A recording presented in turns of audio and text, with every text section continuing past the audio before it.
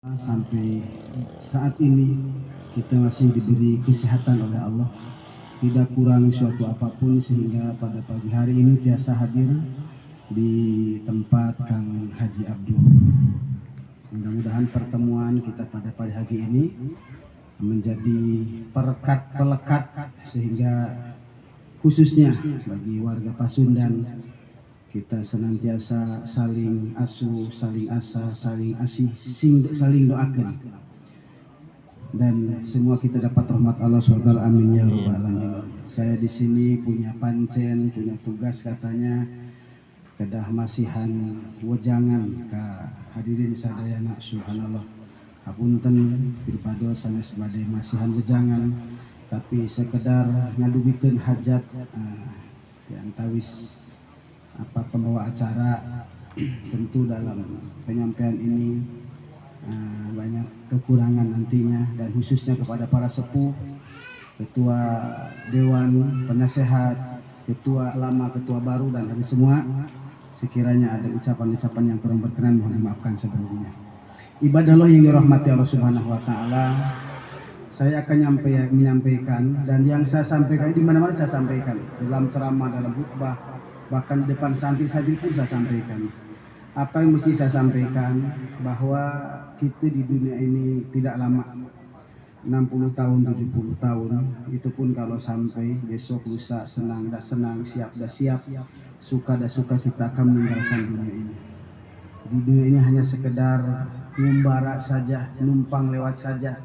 Kata Nabi, kun fid dunya ka'annaka gharibun aw abiru sabil. Hiduplah kalian di dunia seperti seorang perantau, seperti orang Sunda, orang Jawa Barat, orang Banten, orang mana-mana, khususnya wilayah Pasundan, datang ke Tapang itu merantau. Biasanya sih perantau itu nggak lama-lama di perantauan, tetapi memang di antara kita ini bahkan kebanyakan ini merantau langsung pindah gitu. Nggak balik lagi ke sana kan. Jadi kadang-kadang peribahasa itu pun kurang masuk juga. Tapi udahlah, intinya kita ini nggak lama lah di sini. Kita ini merantau dari kampung akhirat ke kampung dunia, dan akan balik ke kampung kita yang sungguh.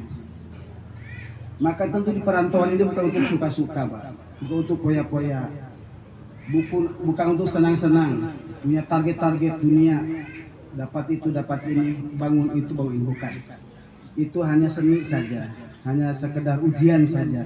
Target kita ini semua, dimanapun kita berada, di paguyuban atau di organisasi apapun, ada puncaknya kita ini ingin dapat ridho Allah Subhanahu wa taala.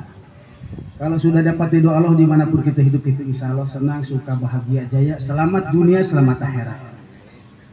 Jadi setelah dunia ada kampung yang lama sekali, bahkan tidak ada akhirnya. Selama-lamanya itu kampung akhirat. Dunia ini, kata alim ulama, diambil daripada 3 kosakata.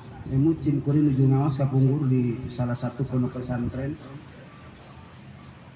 Kata beliau, almarhum guru saya, dunia ini katanya diambil daripada 2 kosakata.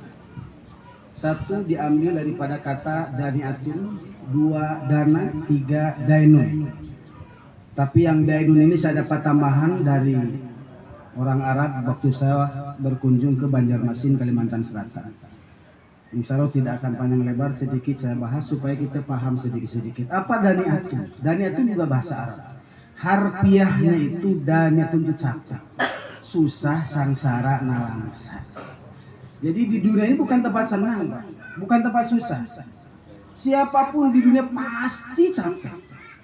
Jangan disangka orang yang nggak punya harta tuh nggak capek. Capek juga dia. Capek mikir besok makan apa, besok kerja apa.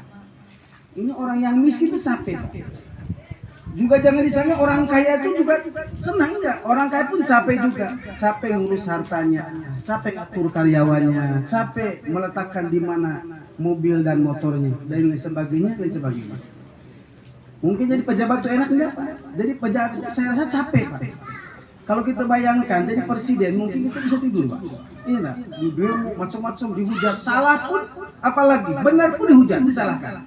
Tapi kalau memang salah, oh benar kata guru saya, dunia itu daniatun, tempat capek. Artinya orang yang hidupnya di dunia hanya mikirkan dunia saja. Ngumara jauh-jauh dijawabkan hayang dunia terus.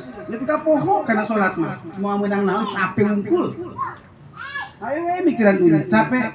Hiji, kedua, dunia tuh diambil dari kata dainun. Apa dainun? Dainun hutang, Pak. Sering kita mendengar dari para ustaz, para pak kiai, bahkan dari para khotib dan mimbarnya, Allah telah kasih kepada kita fasilitas berbagai kenikmatan. Kalau kata Kang pada jam tadi, dari mulai bangun tidur sampai tidur kembali, banyak nikmat Allah. Ini katanya gratis, saya dengar gitu ya. Gratis gak minta bayar. Siapa bilang gratis, Mas? Enggak gratis. Sumalatus aluna yauma idzin anin naim. Semua nikmat yang Allah berikan kepada kita ini itu nggak gratis, Pak. Itu akan ditanya.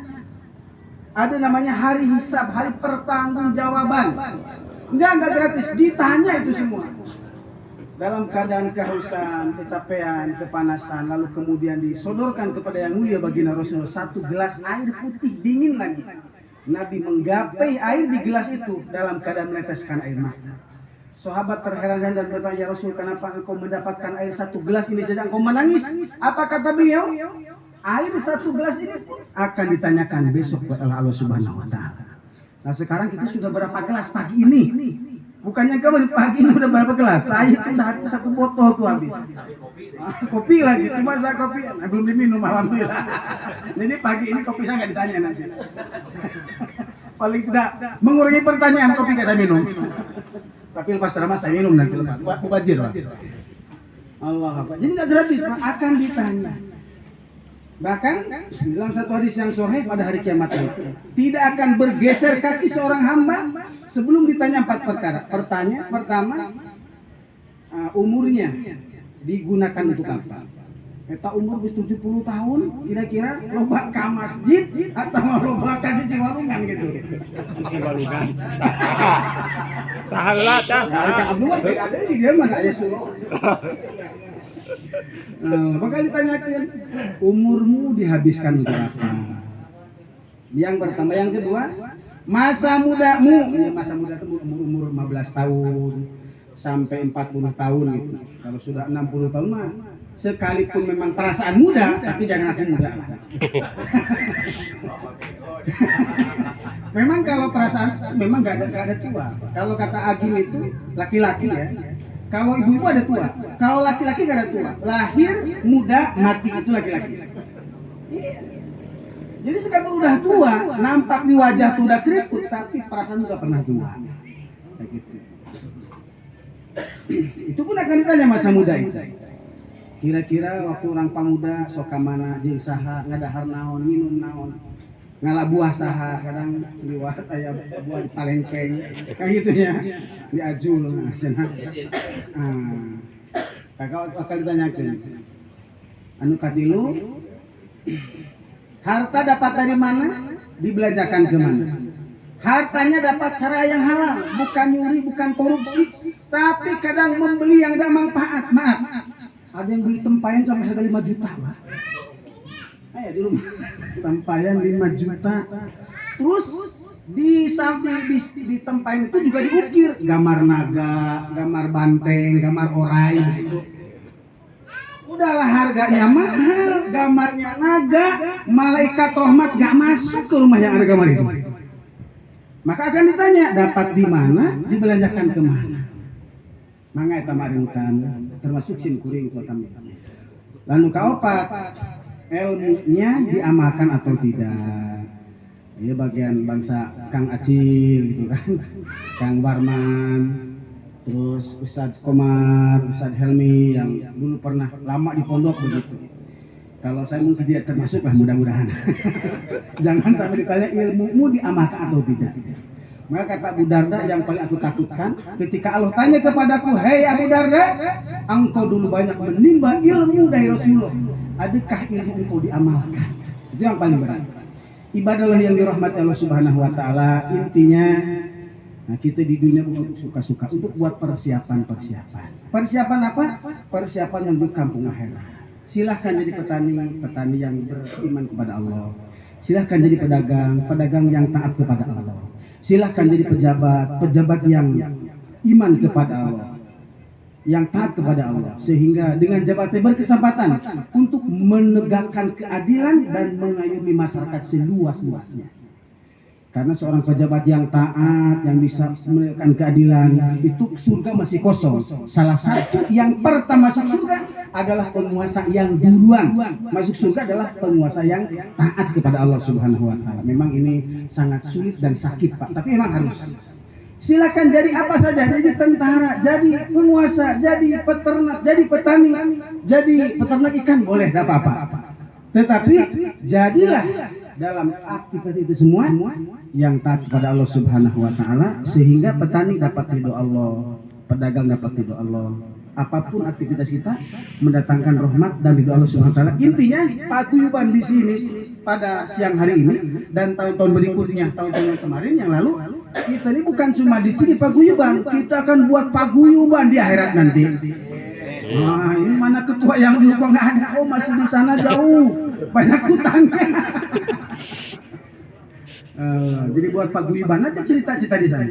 Nanti akan saling tanya satu sama lain, apa hikmah menciptakan, mendirikan, buat organisasi paguyuban ini.